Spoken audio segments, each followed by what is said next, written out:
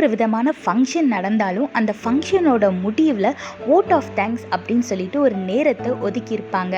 அதாவது அந்த ஃபங்க்ஷனை நடத்த உதவுனவங்க, அந்த ஃபங்க்ஷனுக்கு வந்தவங்க அப்படின்னு சொல்லிட்டு எல்லாருக்கும் நன்றி சொல்கிறதுக்காக அந்த நேரத்தை ஒதுக்கியிருப்பாங்க. இதே மாதிரி நம்மளோட வாழ்க்கையில் தேவன் நம்மளுக்கு எவ்வளவோ நன்மைகளை செய்திருக்கிறார், எவ்வளவோ உதவிகளை செஞ்சிருக்காரு. முடியவே முடியாது, நடக்கவே நடக்காதுன்ற காரியத்தெல்லாம் நம்மளுக்காக வாய்க்கும்படியாக செஞ்சிருக்காரு. அதனால உங்களோட வாழ்க்கையை கொஞ்சம் திரும்பி பார்த்து தேவன் உங்களுக்கு செஞ்ச ஒவ்வொரு நன்மைகளையும் நினைத்து பார்த்து அதை சொல்லி துதிங்க. அவர் செய்த நன்மைகளை மாத்திரம் இல்லை, அவர் அனுமதித்த பாடுகளுக்காகவும் நன்றி சொல்லுங்க. ஏன்னா இப்போ நம்மளோட கண்களுக்கு அந்த பாடுகள் கஷ்டமாக தெரிஞ்சாலும் நம்ம ஒரு நாள் அதை ஏன் அனுமதித்தார் அப்படின்னு தெரியும் போது நம்மளுக்கு பிரமிப்பாக இருக்கும். அதனால தேவன் செய்த நன்மைகளுக்கு மாத்திரம் இல்லை, அனுமதித்த பாடுகளுக்காகவும் சேர்த்து நன்றி செலுத்துங்க.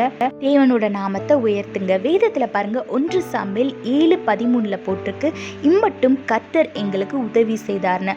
ஆமாங்க, இம்மட்டும் நம்ம இவ்வளோ தூரம் ட்ராவல் பண்ணி வந்திருக்கோம், எவ்வளவோ பாடுகளை கஷ்டங்களை தாண்டி வந்திருக்கோம் அப்படின்னா அது தேவனோட உதவி இல்லாமல் நம்ம இந்த இடத்துக்கு வந்திருக்க முடியாது.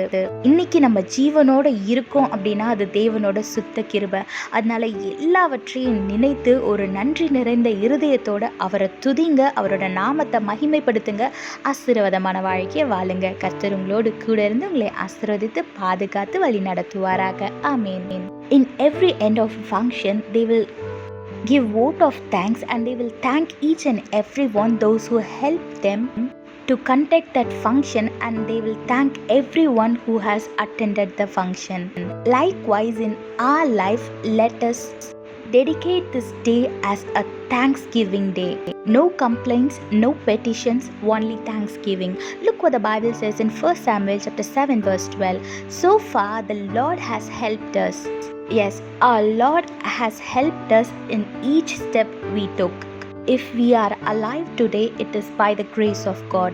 So rewind your life a little bit and think about all the goodness that our God has done in your life. Not only the goodness, but also give thanks for the difficult path that our God led us through.